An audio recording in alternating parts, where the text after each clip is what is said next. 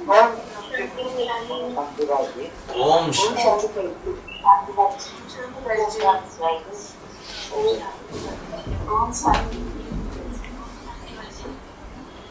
ओम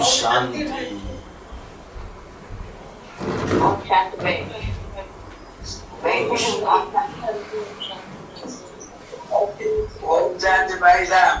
ओम शांति। बलराम भाई, ये जो अष्टदेव के प्रभाव में है अभी बना जो बच्चे हैं इनके फॉलो करने वाले, तो वो भी अष्ट रत्न जब प्रत्यक्ष हो जाएंगे इनके वहां चले जाएंगे। नहीं नहीं नहीं नहीं, अष्टरत्नों के अपने अलग परिवार होंगे। जैसे बाप 16,108 का राज परिवार बनाता है, प्रजापिता सूर्यवंश का प्रजापिता, वैसे जो अष्टरत्न है उनके भी अपने अपने 16,108 के परिवार बनेंगे। नहीं तो कैसे होगा 4.5 लाख, 2.25 लाख रुद्रमाला, 2.25 लाख विजय माला, और 2.25 लाख को 9 से डिवाइड करो, कितने हो गए?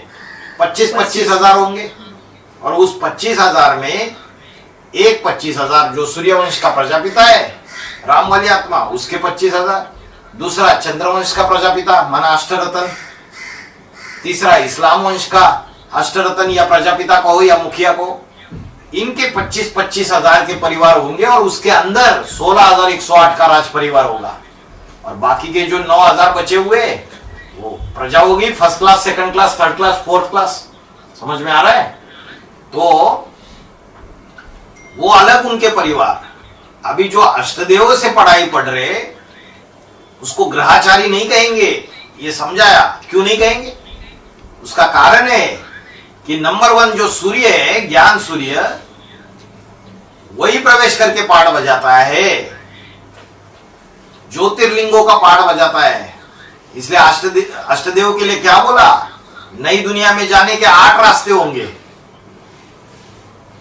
तो ग्रहाचारी जो बैठती है, जो मुखिया बन के बैठते हैं, प्रजापिता बन के बैठते हैं अपने अपने धर्मों के, अष्टरत्न वाली आत्माएं, जिसके लिए बोला वो शरीर है, जो बाप है उसमें वो शरीर है। शरीर माना देहाभिमान, शरीर माना इंद्रिया। जो इंद्रियों का प्रभाव ज्यादा है उनके ऊपर, आत्मा का प्रभाव इतना नहीं है। तो वो जो बच्चे पैदा करेंगे, जो परिवार बनाएंगे, उनके ऊपर उनका प्रभाव नहीं पड़ेगा। पड़ेगा तो ग्रहाचारी लगेगी उनको।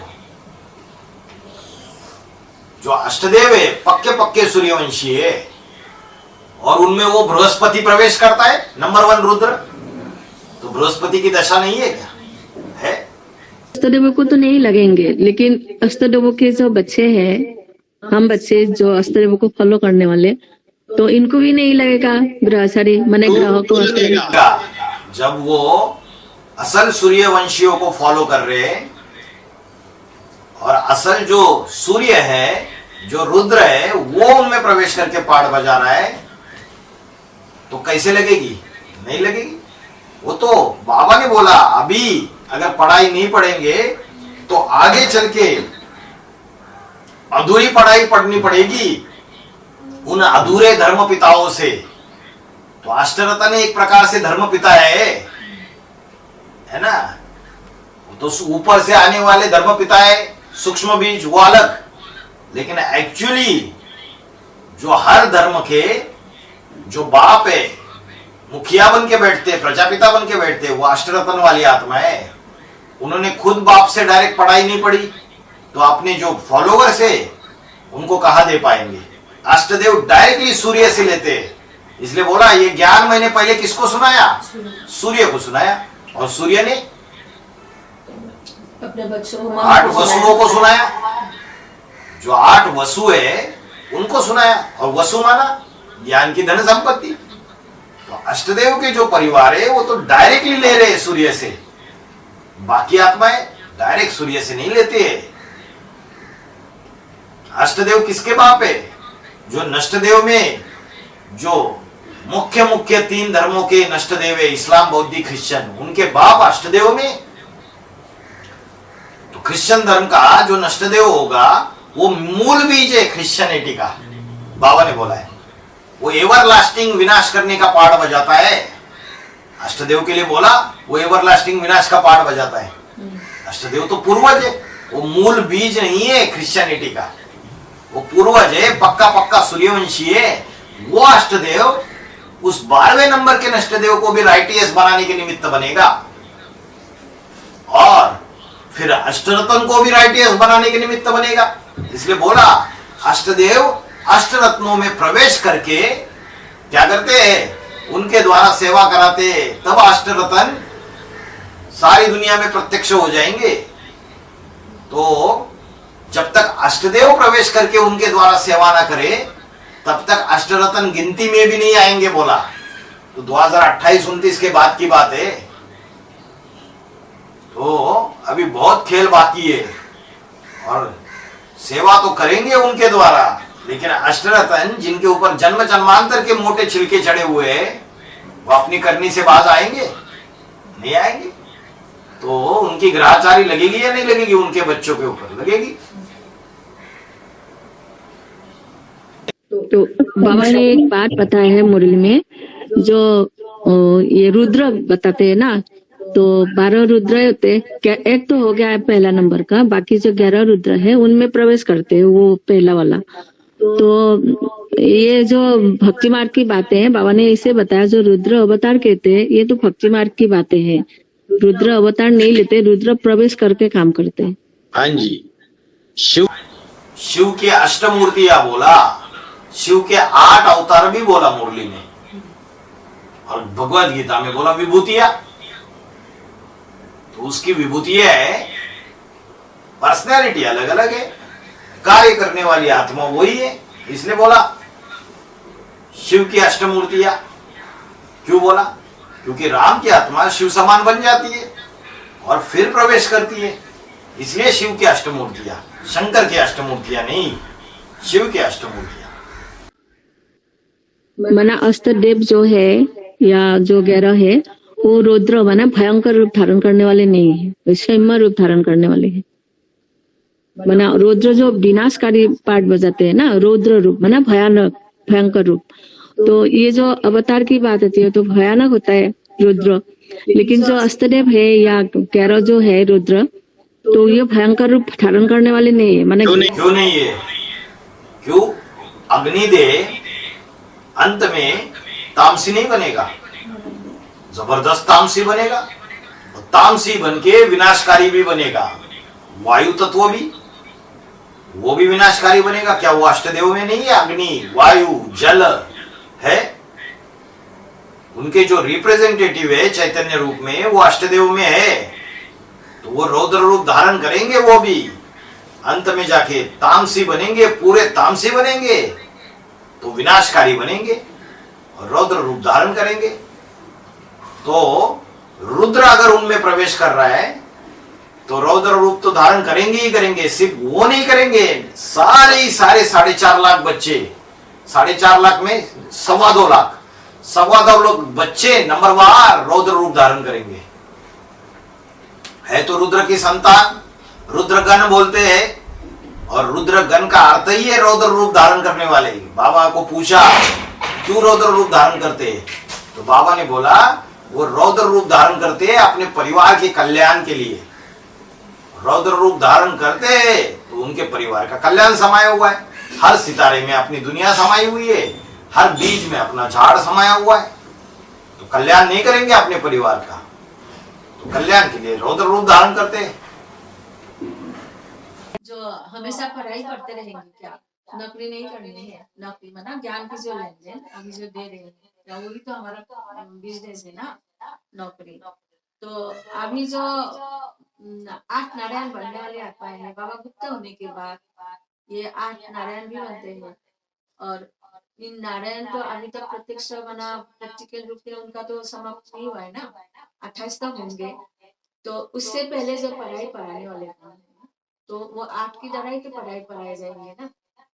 तो इसके लिए कहा है जब नौकरी भी करनी है, नौकरी करनी है मतलब ईश्वरीय सेवा भी करनी है ना। पढ़ाई पढ़ते रहेंगे या नौकरी भी करेंगे, ईश्वरीय सेवा भी करेंगे। 8 के लिए तो बोल दिया 2018 में, उनके लिए पढ़ाई खत्म, अष्टदेव के लिए बोला।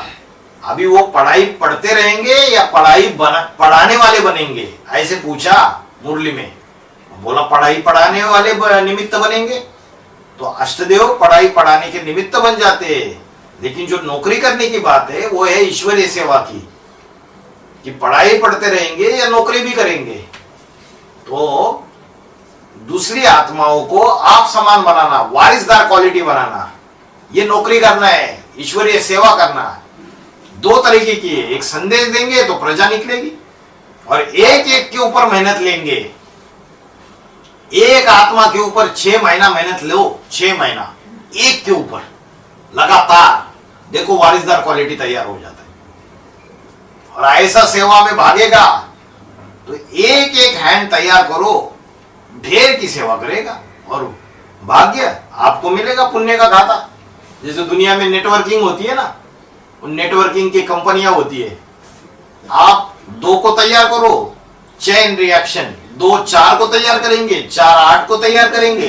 तो जो नए नए तैयार हो रहे उनका जो पॉइंट से प्रॉफिट, वो जिसने शुरू में ये किया उसको भी मिलता रहेगा उसका शेयर। तो यहां भी ऐसे ही है, अगर हम करेंगे तो सेवा का भाग्य, पुण्य का खाता हमारा भी जमा हो जाएगा। 28 के बारे जो सदगुरु का पाठ चलेंगे ना, जो पहला नंबर है रामली आत्मा जो भी है, और बाकी जो 8 है वो सदगुरु का पाठ बजाएंगे, क्योंकि बाबा ने कहा सदगुरु तो एक ही होता है। अष्टदेव सदगुरु का पाठ नहीं बजाते। जो नंबर 1 राम की आत्मा है वो 2028-29 तक नारायण के रूप में प्रत्यक्ष होगा या नहीं होगा? नारायण के रूप में भी प्रत्यक्ष होगा। वो शांति धाम का भी मुखिया बनेगा और सुखधाम का भी मुखिया बनेगा, और शांति धाम और सुखधाम के गेट एक साथ खुलेंगे। तो शांति धाम का जो मुखिया है वो सदगुरु के रूप में आएगा, सदगति देने वाला। और सदगुरु किसी के नाज नखरे सहन नहीं करता है, तो सदगुरु तो एक ही रहेगा, है ना। एक प्रश्न था कल सुबह वाला VCD 93 में बाबा ने बोला 10 साल से यज्ञ में रहने वाली दीदी दादियों को बाबा ने नवरत्न हार पहना रहा है, जैसे नवरत्न अंगूठी पहनाते हैं ना, ऐसा बोल के बोला। इसका मीनिंग मेरे को समझ में नहीं आ रहा। ये नवरत्न हार पहना रहे बोले तो क्या है? मुरली में बोला है कि बाहर की दुनिया में नवरत्नों की अंगूठी पहनाते, कोई जीवन में बड़ी तकलीफें आ रही है, समस्या आ रही है, विघ्न आ रहे, तो ऐसे ही वो दीदी दादियां जो है वो ब्रह्म कुमारी की दीदी दादियों की बात नहीं है। जो एडवांस की जो दीदी दादी है या अष्टदेव है, दीदी दादी दादा है, जो पाठधारी है, मुख्य जो अष्ट रतन है या 9 रतन है, उनके बच्चे नहीं है क्या? उनके बच्चे तो कल जाके उन अष्टरत्नों को भी राइटियस बनाना है। जब राइटियस बनाएंगे तो हार पहनेंगे। जैसे शंकर की जटा पे 8 बैठे हुए, ऐसे जो अष्टदेव है वो अष्टरत्नों का भी उद्धार करने के, उनको भी राइटियस बनाने के निमित्त बनेंगे। वहां तो बाबा ने जो सामने दादियां बैठी हुई है उनके लिए बोला, लेकिन वो बेहद में बात लागू होती है अष्टदेव के ऊपर। जो पुराने हैं, अष्टदेव सबसे पुराने पूर्वज है सृष्टि के। 28-29 में जब दूसरे धर्म आते हैं तब कौन सा धर्म पिता के लिए ज्ञान सुनने के लिए अलग अलग धर्म में जाते हैं, जैसे अष्टदेव के लिए दूसरे 28-29 के बाद अष्ट रतन प्रत्यक्ष होते जाएंगे 2036-37 तक उनके भी परिवार बनेंगे, उनके लिए बोला। अभी तो 28 तक अष्टदेव का समय है, नंबरवार प्रत्यक्ष होते जाएंगे। 8 राजाई स्पष्ट दिखाई देगी, जैसे अष्टदेव के 8 राजाई स्पष्ट दिखाई देगी, ऐसे 2029 से अष्टरत्नों की भी 8 राजाई स्पष्ट दिखती जाएगी 2029 से लेकर 2036-37 तक। जिन्होंने अष्टदेवों के परिवार का चुनाव कर लिया उनको यहाँ जाने की दरकार है क्या? अभी दरकार नहीं है। जिसने ऊंचे से पढ़ाई पढ़ ली वो इधर उधर भटकेंगे क्या? नहीं, भटकने की दरकार नहीं है। जो भटक रहे वो उसका भाई जी, जैसे कि रुद्र के मन के 2 जन्म लेते हैं पुरुष का और 1 जन्म लेते हैं स्त्री का, क्योंकि वो पुरुष चोले हैं।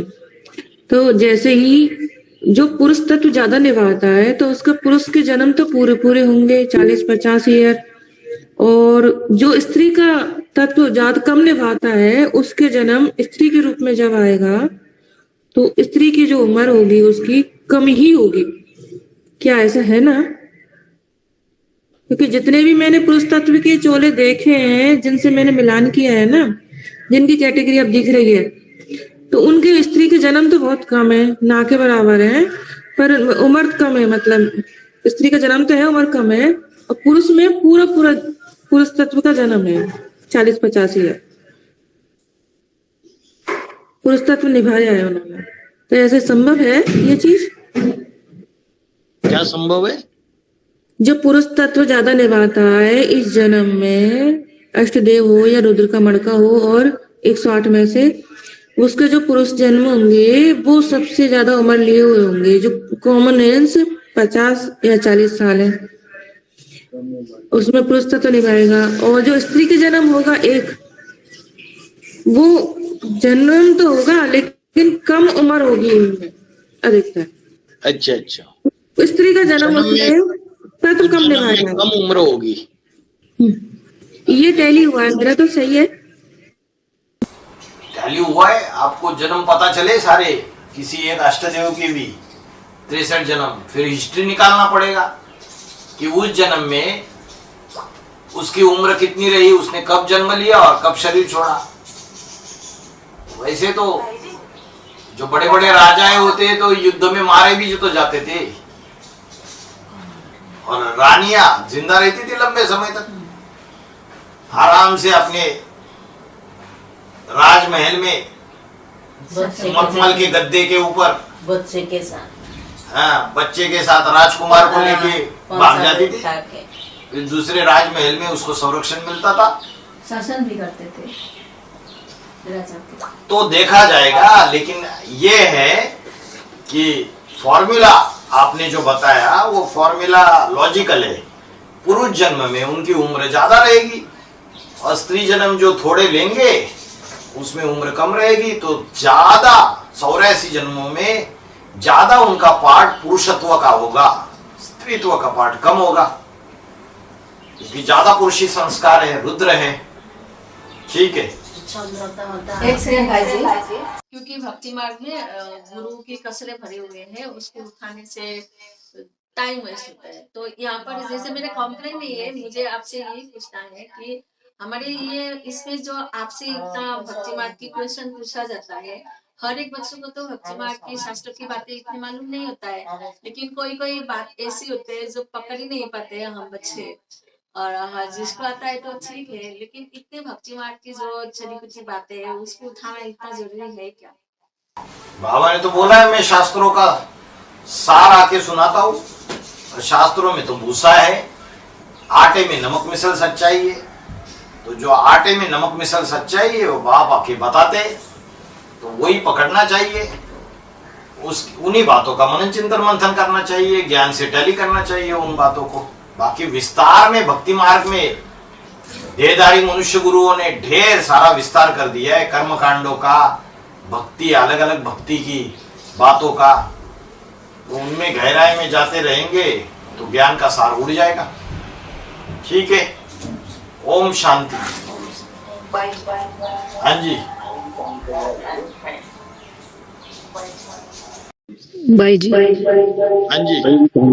जी भाई जी, वीसीडी नंबर 2444 बोला है कि अष्टदेव भी अकाल मूर्त बनते हैं जैसे आदम और शिव।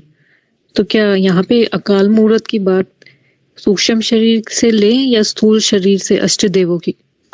अकाल मूर्त माना, बाबा ने बोला अकाल आत्मा है। तो वो तो सभी की है, लेकिन दूसरी तरफ बाबा ने क्या बोला, जैसे राम वाली आत्मा है उसका सूक्ष्म शरीर कभी खलास नहीं होता है, तो वैसे ही उसका सूक्ष्म शरीर 5000 साल के ड्रामा में कभी भी खलास नहीं होता है। तो 1 सेकंड का अंतर देखे अष्टदेव का भी खलास नहीं होता है, 1 सेकंड का डिफरेंस रहेगा बस, है ना। तो वो भी अकाल मूर्त है नंबरवार। और दूसरी बात, अकाल माना जिनको काल नहीं खाता है। काल नहीं खाता है माना जो अनिश्चय बुद्धि रूपी मौत नहीं होती है, जिनकी सदा काल निश्चय बुद्धि बने रहते हैं, तो वो अष्टदेव के पाठधारी है। 2028 तक तो नंबरवार सारी दुर्गति में चले जाएंगे अष्टदेव छोड़ के ब्राह्मण परिवार के। तो इसलिए बोला वो भी अकाल मूर्त बनते हैं, सदा काल निश्चय बुद्धि, उमंग उत्साह में, ईश्वरीय सेवा के नशे में। अष्टदेवों को लगता है कि कल स्वर्ग स्थापन हो जाएगा, इतनी जल्दी रहती है उनको, इसलिए जल्दी भगाते हैं सबको सेवाओं में भी, ये करो वो करो, दिन रात सेवा करो। उनके लिए तो दुनिया खत्म हुई के हुई, हमेशा लगता है उनको स्वर्ग सामने खड़ा है, नई दुनिया आने वाली है। ठीक है, ठीक है जी। नंबर समय थोड़ा कुछ उस जैसे आपने कहा कि 5 तत्वों के विकराल रूप धारण से ही दुनिया का विनाश होगा। तो जल गंगा जो संन्यास धर्म से रिलेटेड है वो उग्र रूप धारण करेंगे। सहदेव सिख धर्म से है, वो वायु का प्रतिनिधित्व करने वाले आंधी तूफान लाएंगे। अग्नि जो 5वें नंबर का मन का वो लाएंगे। पृथ्वी में भी जो अग्नि माँ है वो विस्फोट, वो भूकंप होगा, ज्वालामुखी पड़ेगा। लेकिन आकाश तत्व से कैसे होगा भाई जी? आकाश उल्का पाषाण, आकाश से जो धूमकेतु होते हैं मेटियोर, और आकाश से भी तो आजकल ये जो क्या बोलते हैं उल्का पिंड, उल्का पाषाण तो है, और एस्टेरॉइड जो है ऊपर से गिरेगा, एस्टेरॉइड। सूरज की किरणें सीधी ऊपर से पड़ेंगे, ऐसे बोलते हैं ना भाई जी, ओजोन के फटेगी। हाँ, ओजोन का लेयर फटेगा तो सूरज की जो किरणें हैं वो भी अल्ट्रा वायलेट रेज डायरेक्टली धरती पे गिरेगी, वो भी आकाश के द्वारा विनाश है। और आकाश माना क्या है वो, एक है नेवी और एक है एयरफोर्स। तो जो आकाश में जो बड़े बड़े मिसाइल से आकाश के द्वारा वो भी तो मारेंगे, वो भी आकाश तत्व का हिस्सा है। उल्का पाषाण है, एस्टेरॉइड से, धूमकेतु है। तो अग्नि का वर्षा तो 5वें नंबर के मनके से होगा, जो मिसाइल के रूप में होगा। मिसाइल के रूप में जो अग्नि निकलेगी, न्यूक्लियर वेपन से जो विस्फोट होंगे बड़े बड़े, या बाबा ने बोला आगे चल के तो समुद्र में भी आग लगेगी, और बाकी जंगलों में तो आग लगती ही है। तो ये सारा अग्नि के द्वारा विनाश है। एटम बॉम्ब के विस्फोट होंगे, वो अग्नि के द्वारा विनाश है। तो ओजोन लेयर फटना और उल्का पाषाण वो आकाश में, आकाश तत्व से कनेक्टेड। जी भाई जी। भाई जी, हाँ जी।